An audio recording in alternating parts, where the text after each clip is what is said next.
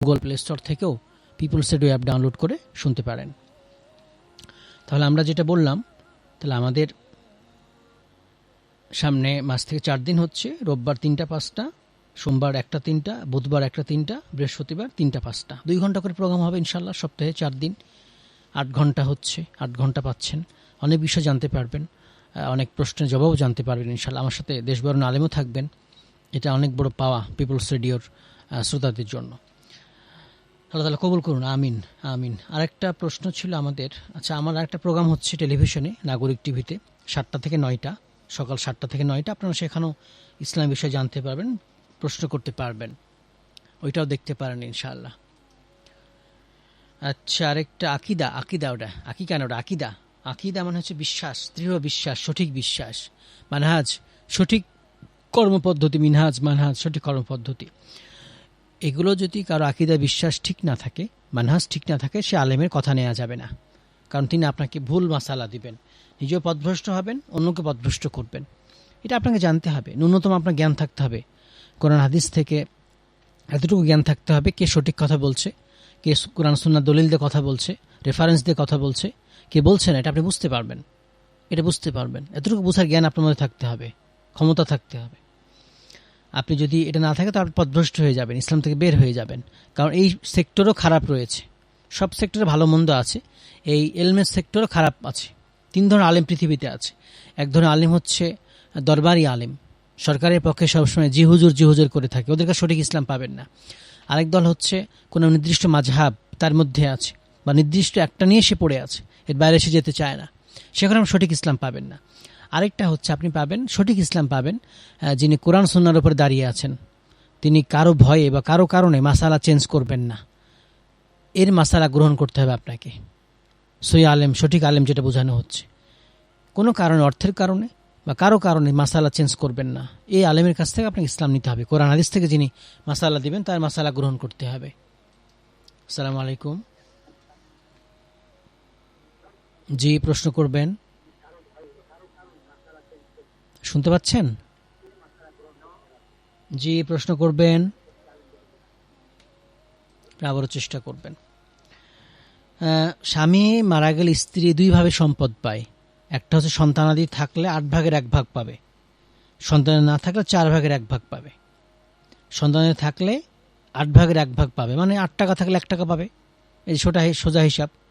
আর সন্তানের না থাকলে 4 ভাগের 1 ভাগ পাবে, মানে হচ্ছে 4 টাকা থাকলে 1 টাকা পাবে। এই তো সোজা ক্লিয়ার হিসাব। নফল ইবাদত আপনি রাতেও করতে পারবেন, দিনেও করতে পারবেন।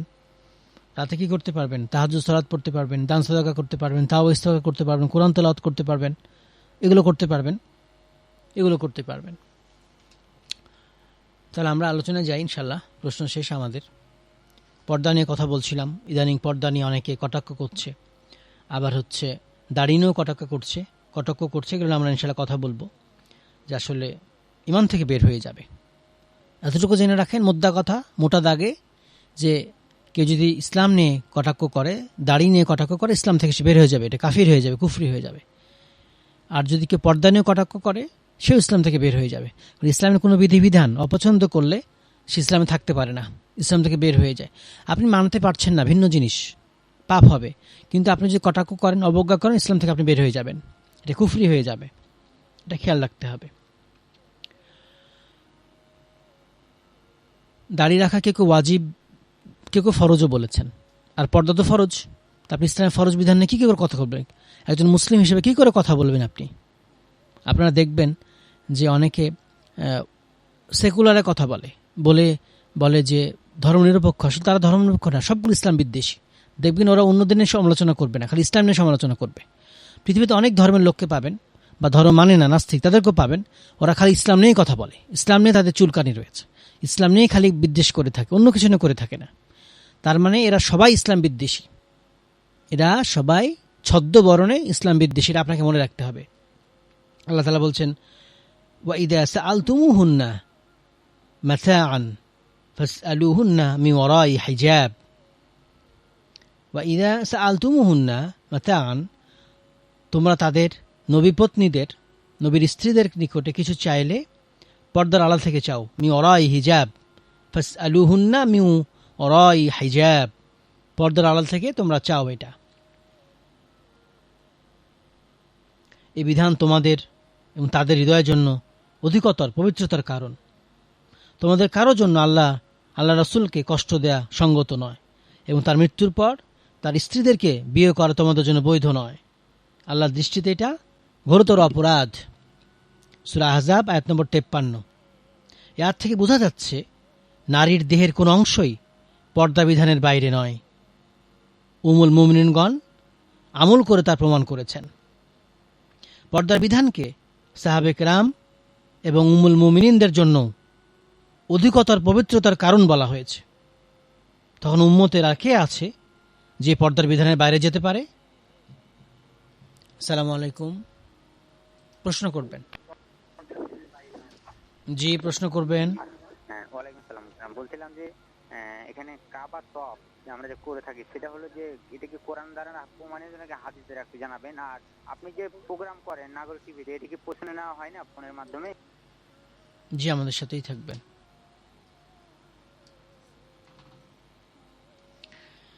3 নম্বর আমরা আরেকটা পয়েন্টে যাব, সেটা হচ্ছে ওয়াকুল্লিল মুমিনাতি ইয়াগুদুদনা মিন আবসারিহিন্না ওয়া ইয়াহফাযনা ফুরুজাহুন্না ওয়া লা ইউদিনা যিনাতাহুন্না ইল্লা মা যাহারা মিনহা। হে নবী, মুমিন নারীদেরকে বলুন তাদের চক্ষু যেন তারা নিম্নগামী করে, দৃষ্টি সংযত রাখে এবং তাদের লজ্জাস্থানে হেফাজত করে। তারা যেন সাধারণত যা প্রকাশ থাকে তাছাড়া নিজেদের আভরণ প্রদর্শন না করে। আল কোরআন সূরা নূর আয়াত নম্বর 31। ইবনে মাসউদ রাদিয়াল্লাহু আনহু বলেন, সাধারণত যা প্রকাশিত অর্থ হচ্ছে কাপড়। ইল্লা মা যাহারা মিনহা, সাধারণত যা প্রকাশিত অর্থ হচ্ছে কাপড়। গায়রে মাহরাম পুরুষের সামনে নারীর মুখমণ্ডল সহ পূর্ণ দেহ আবৃত রাখা অপরিহার্য। ওয়াল ইয়াদরিবনা বিখুমুরিহিন্না আলা জুবিহিন্না, তারা যেন গ্রীবা এবং বক্ষদেশ মাথার কাপড় দ্বারা আবৃত করে। সূরা নূর আয়াত নম্বর 31। আয়েশা রাদিয়াল্লাহু আনহা বলছেন, আল্লাহ তাআলা প্রথম শ্রেণীর মুহাজির নারীদের প্রতি দয়া করুন। আল্লাহ তাআলা যখন ওয়াল ইয়াদরিবনা বিখুমুরিহিন্না আলা জুবিহিন্না নাজিল করলেন, তখন তারা নিজেদের চাদর ছিঁড়ে তা দ্বারা নিজেদেরকে আবৃত করেছিলেন। আয়াত যখন নাজিল হলো, তখন নিজেদের চাদর ছিঁড়ে তা দ্বারা নিজেদেরকে আবৃত করেছিলেন। সহিহ বুখারী 700। ইবনে হাজার আসকালানী রাহিমাহুল্লাহ বলছেন, ফাখতারামনা, তারা মুখমণ্ডল আবৃত করেছেন। তারা মুখমণ্ডল আবৃত করেছেন। আইনি রাহিমাহুল্লাহ বলছেন, ফাখতারামনা বিহা, যে চাদর তারা ছিঁড়ে ফেলেছিলেন তা দিয়ে নিজেদের মুখমণ্ডল আবৃত করলেন।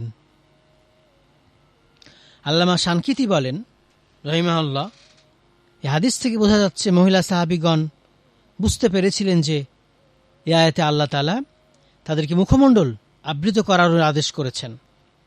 তাই তারা আল্লাহ তাআলা আদেশ পালনার্থে নিজেদের চাদর ছিঁড়ে তা মুখমণ্ডল আবৃত করেছিলেন। ওয়ালা ইয়াদরিবনা বিআরজুলিহিন্না লিইউলামা মা ইউখফিনা মিন জিনাতিহিন্না ওয়াতুবু ইলাল্লাহ জামিয়া আইয়ুহাল মুমিনুন লাআল্লাকুম তুফলিহুন। তারা যেন তাদের গোপন আভরণ প্রকাশের উদ্দেশ্যে সজোরে পদক্ষেপ না করে। হে মুমিনগণ, তোমরা সকলে আল্লাহর কাছে তাওবা করো যাতে তোমরা সফল কাম হতে পারো। ফিরে আসো, সফল কাম হতে পারো যাতে করে। সূরা নূর আয়াত নম্বর 31। পরপুরুষকে আকৃষ্ট করে এমন সব কাজ করা থেকে বিরত থাকা ঈমানদার নারীর কর্তব্য। পরপুরুষকে আকৃষ্ট করে এমন সব কাজ থেকে বিরত থাকা ঈমানদার নারীর কর্তব্য। কারণ পরপুরুষকে নুপুরের আওয়াজ শোনানোর উদ্দেশ্যে সজোরে পদক্ষেপ যখন নিষেধ করা হয়েছে, তখন যে সকল কাজ, ভঙ্গি এবং আচরণ এর চেয়েও বেশি আকৃষ্ট করে তা নিষিদ্ধ হওয়া তো সহজেই বোঝা যাচ্ছে। মুসলিম নারীদের জন্য এটা গুরুত্বপূর্ণ শিক্ষা আল্লাহ রাব্বুল আলামিনের পক্ষ থেকে। ইবনে মাসউদ রাদিয়াল্লাহু আনহু বলেন, রাসূলুল্লাহ সাল্লাল্লাহু আলাইহি ওয়াসাল্লাম বলেছেন, নারী হলো সতর বা আবৃত থাকার বস্তু। সে নিশ্চয়ই ঘর থেকে বের হয় তখন শয়তান তাকে মনোযোগ দিয়ে দেখতে থাকে। আর সে যখন গৃহের অভ্যন্তরে অবস্থান করে তখন সে আল্লাহ তাআলার সবচেয়ে বেশি নিকটে থাকে। এটা প্রমাণ করছে হাদিস, প্রয়োজন ছাড়া নারী ঘর থেকে বের হবে না, প্রয়োজন ছাড়া নারী ঘর থেকে বের হবে না। ইবনে উমর রাদিয়াল্লাহু আনহু বলছেন, রাসূলুল্লাহ সাল্লাল্লাহু আলাইহি ওয়াসাল্লাম ইরশাদ করেছেন, ইহরাম গ্রহণকারী নারী যেন নিকাব এবং হাত মোজা পরিধান না করে। ইহরাম গ্রহণকারী নারী যেন নিকাব এবং হাত মোজা পরিধান না করে। কাজী আবু বকর ইবনে আরবি বলছেন, নারীর জন্য বোরকা দ্বারা মুখমণ্ডল আবৃত করা ফরজ, তবে হজের সময়টুকু এর ব্যতিক্রম। হজের সময়টুকু এর ব্যতিক্রম, কারণ এই সময় তারা ওড়নাটা চেহারার ওপর ঝুলিয়ে দিবে, চেহারার সাথে মিলিয়ে রাখবে না, পরপুরুষ থেকে নিজেদেরকে দূরে রাখবে এবং পুরুষরাও তাদের থেকে দূরে থাকবে। ইবনে উমর রাদিয়াল্লাহু আনহু থেকে বর্ণিত, রাসূলুল্লাহ সাল্লাল্লাহু আলাইহি ওয়াসাল্লাম বলেছেন, যে ব্যক্তি অহংকারবশত কাপড় ঝুলিয়ে রাখে, কিয়ামতের দিন আল্লাহ তাআলা তার দিকে রহমতের দৃষ্টিতে তাকাবেন না। উম্মুল মুমিনিন উম্মে সালামা রাদিয়াল্লাহু আনহা জিজ্ঞাসা করলেন, তাহলে মহিলারা তাদের কাপড়ের ঝুল কিভাবে রাখবে? রাসূলুল্লাহ সাল্লাল্লাহু আলাইহি ওয়াসাল্লাম বললেন, এক বিঘত ঝুলিয়ে রাখবে। উম্মে সালামা রাদিয়াল্লাহু আনহা বললেন, এতে তো তাদের পা অনাবৃত থাকবে। রাসূলুল্লাহ সাল্লাল্লাহু আলাইহি ওয়াসাল্লাম বললেন, তাহলে এক হাত ঝুলিয়ে রাখবে, এর বেশি নয়। সুনান আবু দাউদ 4117। এবং তিরমিজি রাহিমাহুল্লাহ বলছেন, এই হাদিস নারীর জন্য কাপড় ঝুলিয়ে রাখার অবকাশ দেওয়া হয়েছে। এই হাদিসে নারীর জন্য কাপড় ঝুলিয়ে রাখার অবকাশ দেওয়া হয়েছে, কারণ এটি তাদের জন্য অধিকতর আবৃতকারী। উকবা ইবনে আমির জুহানী রাদিয়াল্লাহু আনহু বলছেন, রাসূলুল্লাহ সাল্লাল্লাহু আলাইহি ওয়াসাল্লাম ইরশাদ করেছেন, তোমরা নারীদের নিকট যাওয়া থেকে বিরত থাকো। এক আনসারী সাহাবী আরজ করলেন, ইয়া রাসূলুল্লাহ, স্বামী পক্ষীয় আত্মীয় সম্পর্কে আপনি কি বলেন? তিনি বললেন, সে তো মৃত্যু সদৃশ। সহিহ বুখারী 242। এই হাদিসে বেগানা নারী পুরুষের একান্ত অবস্থানকে নিষেধ করা হয়েছে। ঘরে মাহরাম যাদের সাথে বিয়ে করা জায়েজ, তাদের একান্ত অবস্থানকে নিষেধ করা হয়েছে। এবং এ প্রসঙ্গে স্বামীপক্ষীয় আত্মীয়স্বজন যেমন দেবর, ভাসুর, এদের সাথে সাবধানতা অবলম্বন করাকে অপরিহার্য করা হয়েছে। আমরা পর্দা নিয়ে কথা আরও শুনবো ইনশাআল্লাহ আগামী পর্বে। আমরা আজকে কথা বলছিলাম ইসলামী পর্দার বিধান নিয়ে। আসলে কোরআন হাদিস থেকে অন্যান্য বিষয় থেকে আমরা আলোচনা করবো ইনশাআল্লাহ। দাড়ি নিয়েও কথা বলবো। ইসলামের বিধিবিধানগুলো আমাদেরকে মানতে হবে, এতে কল্যাণ রয়েছে। না মানলে আমরা ক্ষতিগ্রস্ত হবে। আর অস্বীকার করি, তুচ্ছ তাচ্ছিল্য করে ঘৃণা করি, তাহলে তো ইমানই থাকবে না। এই বিষয়টা আমাদের মাথায় রাখতে হবে। আল্লাহ তাআলা আমাদের সবাইকে ইসলামের ফরজ ও ওয়াজিব এগুলো মেনে চলার তৌফিক দান করুন, সুন্নাহ মেনে চলার তৌফিক দান করুন। আমিন। আসসালামু আলাইকুম ওয়া রাহমাতুল্লাহি ওয়া বারাকাতুহু।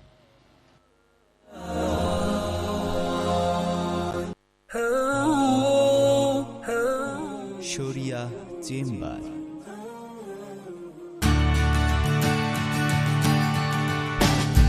চলছে গান সারাটি ক্ষণ,